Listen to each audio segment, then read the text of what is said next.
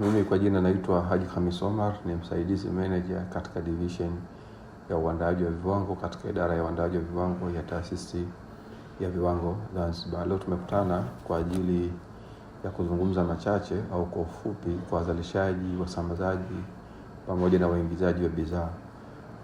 Leo tutazungumzia vitu vya msingi vya kuzingatia katika uingizaji au uzalishaji wa bidhaa. Kwanza kabisa nianze na utangulizi. Taasisi ya Viwango Zanzibar ni taasisi ambayo imeanzishwa kwa mujibu wa sheria namba 1 mwaka 2011 ambayo iko katika chini ya Wizara ya Biashara na Maendeleo ya Viwanda. Taasisi hii moja katika majukumu yake ni kuandaa viwango, lakini vile vile inahusika na ukaguzi wa bidhaa zinapoingia nchini au zile bidhaa ambazo zitakuwa zinazalishwa, hivi vile vile kuthibitisha ubora wa bidhaa.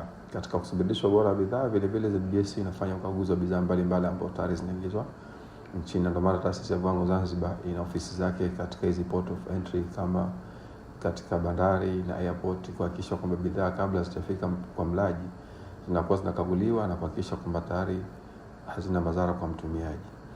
Leo nitazungumzia kwa kifupi kwa sasa hivi ZBS katika kuandaa viwango imeshaandaa viwango takriban 851 ambapo katika viwango hivi 851 ni vya bidhaa mbalimbali. Katika viwango hivi vipo ambavyo vimeasiliwa kutoka katika Shirika la Viwango Tanzania, lakini vingine vimeasiliwa kutoka katika Jumuiya ya Afrika Mashariki na vingine vimeasiliwa kutoka katika Jumuiya ya Umoja wa Afrika au Shirika la Viwango Afrika, yani ARSO. Kama mzalishaji au mwingizaji wa bidhaa ni muhimu kuzingatia kiwango. Unapokuwa unaingiza bidhaa zako au unazalisha bidhaa zako nchini, ni muhimu sana kuzingatia viwango ili kuepusha usumbufu usiokuwa wa lazima, kwa sababu ikiwa bidhaa tayari haina kiwango itakwenda kwa mlaji, inaweza kaenda kupelekea madhara mbalimbali kwa mlaji. Inaweza kaathiri afya ya mlaji, lakini vile vile inaweza kaathiri mazingira ambayo yametuzunguka. Kama tunafahamu, mazingira ni kitu muhimu sana katika maisha yetu, kwa sababu tayari mazingira tunategemea katika mambo mbalimbali. Kwa hiyo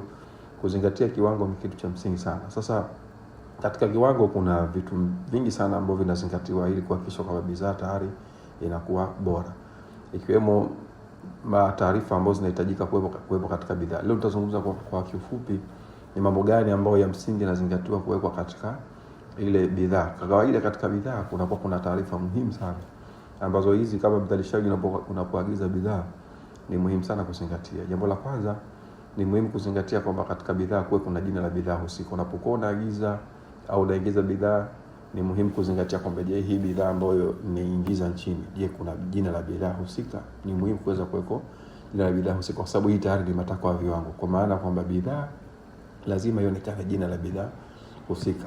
Yaani hairuhusiwi kwamba muingizaji unaingiza bidhaa alafu tayari hakuna jina la bidhaa husika. Kwa hiyo ni jambo la msingi. Lakini jambo la pili vile vile ni muhimu kuwekwa kwa taarifa za mzalishaji, yule ambaye amezalisha ile bidhaa, nchi gani, labda inatoka nchi gani, nasema nchi ya asili, kwamba imetoka nchi gani, huyo mzalishaji taarifa zake ni kampuni gani, address zake inapatikana wapi.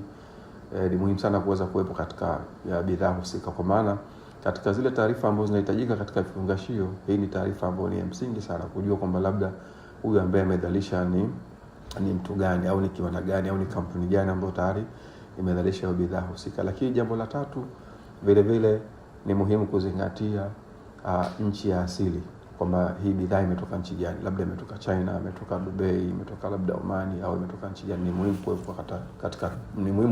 kuwepo kwa taarifa hiyo kwa mujibu wa viwango. Lakini vile vile kwa mujibu wa viwango, taarifa nyingine ambazo ni za msingi ambazo zinahitajika kuwepo katika kifungashio cha bidhaa ni uzito ama ujazo. Kama labda bidhaa yako hii ina kilogram ngapi, ina grams ngapi, au ina volume, ina mils kiasi gani. Kwa hiyo ni muhimu sana kuweza kuwepo kwa taarifa za ujazo wa bidhaa husika. Lakini vile vile katika bidhaa ni muhimu kuwepo kwa tarehe ya udhalishaji ili ijulikane kwamba bidhaa hii tayari imezalishwa tarehe fulani. Lakini vile vile ni muhimu kuwepo kwa tarehe ya mwisho wa matumizi.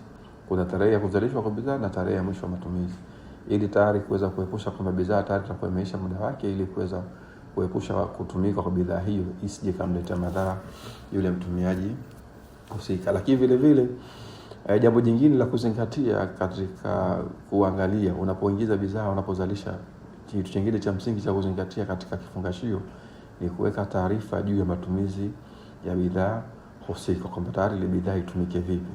Ni muhimu kuwekwa kwa taarifa hizo, kwa sababu uwepo wa taarifa hii utamsaidia yule mtumiaji namna gani anaweza akaitumia bidhaa hii. Lakini jambo jingine la msingi ni kuwekwa kwa tahadhari ama usalama.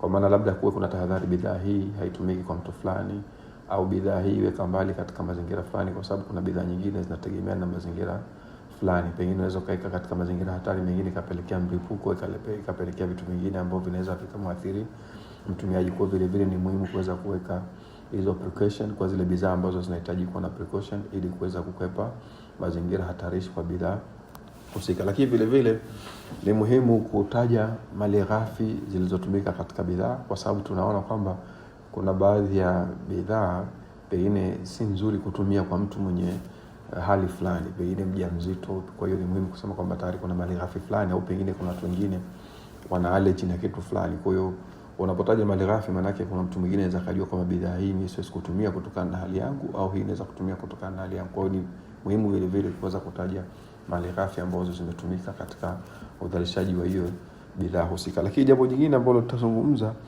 lugha ya bidhaa iliyotumika. Ni muhimu kuweka lugha, kwa mfano kwa mujibu wa viwango vyetu, lugha ambazo zinahitajika ni Kiswahili ama Kiingereza ama lugha zote mbili kwa wakati mmoja. Kwa sababu wakati mwingine inawezekana wewe mzalishaji ukatoka nje kwenda kuchukua bidhaa, ukapakia, unachukua bidhaa ina lugha mwenyewe hata huielewi, au pengine unakuta tayari hakuna lugha hapa ambayo inaeleweka. Kuna lugha ambayo unajua hapa unaleta ni ngumu kuweza mtu kufahamu. Pengine bidhaa ile imepigwa marufuku kwa kutumia mtu aina fulani, lakini kutokana na lugha haelewi, mtu zakatumia na inaweza kumwathiri. Kwa jambo jingine ni lugha, kwamba tayari kama mzalishaji au mwingizaji au msambazaji wa bidhaa, unapokuwa unaingiza au unasambaza bidhaa, ni muhimu kuzingatia kwamba je, hii bidhaa imezingatia lugha, kwamba katika soko letu watu wengi wanaelewa Kiswahili na Kiingereza. Ukileta bidhaa ambayo imekosa lugha hizo mbili, maana yake unaweza kuleta changamoto katika watumiaji wa bidhaa husika, kwa sababu mtu unakwenda kutumia bidhaa ambayo husiki. Ni sawa umechukua gazeti la Kichina alafu pengine hujui Kichina, sidhani kama utaelewa kitu gani ambacho kimezungumzwa mle au kimeainishwa katika ile gazeti husika. Kwa ni muhimu bidhaa kuzingatia lugha za walengwa ama soko husika. Cha msingi kingine vile vile ni muhimu kuzingatia alama za ubora kwa bidhaa zote ambazo zitakuwa za alama ya ubora, kwa sababu alama ya ubora hii ndio itampa taarifa yule mtumiaji kuweza kujua kwamba tayari hii bidhaa imethibitishwa na inafaa kwa matumizi, haina changamoto yoyote, na hii itampa confidence ili aweze kutumia. Lakini kwa ujumla wake haya ni machache tu, nimejaribu kuzungumzia kipengele kimoja katika kiwango. Kwa kawaida kiwango na kwenda vipengele tofauti tofauti. Moja katika kipengele za kiwango ni taarifa zinazohitajika kuwekwa katika kifungashio.